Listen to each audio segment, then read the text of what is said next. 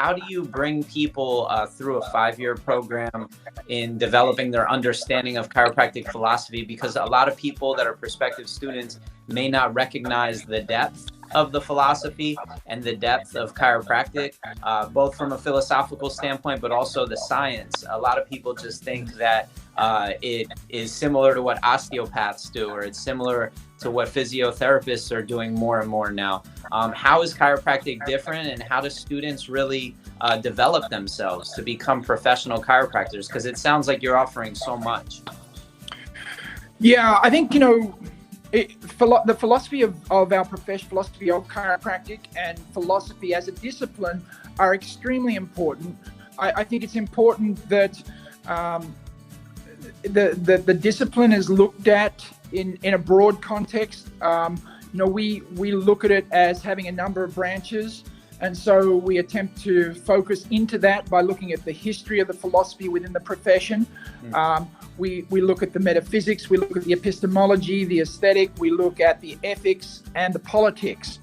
And, that's looked at in different depths across the program of study, but it's certainly not left to the first year. There's an attempt to try and advance people's understanding of those different disciplines, particularly looking at philosophy, not as a doctrine, not as a body of ideas or historical concepts, but really looking at it as a process of asking questions and not necessarily coming up with the ideal answers. I think it's about evolving better questions often and utilizing the tools offered by those different disciplines to critically analyze our thinking and our concepts in order to, one, remove the contradictions that often exist, I think, between those different components of our profession, the philosophy, science, and art.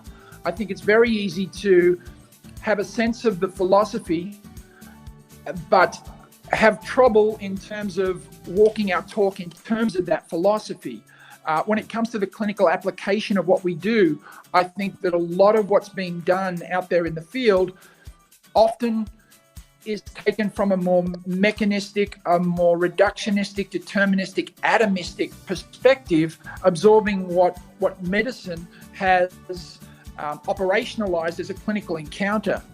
I think our fundamental philosophical constructs, our clinical metaphors are very powerful, very needed at the moment. I think the ideas of health from within, the concepts of universal and innate intelligence, this idea that we have within us this incredible organizing capacity to steer us towards homeostasis and optimum adaptive capacity are very powerful metaphors that really at the moment are front and center.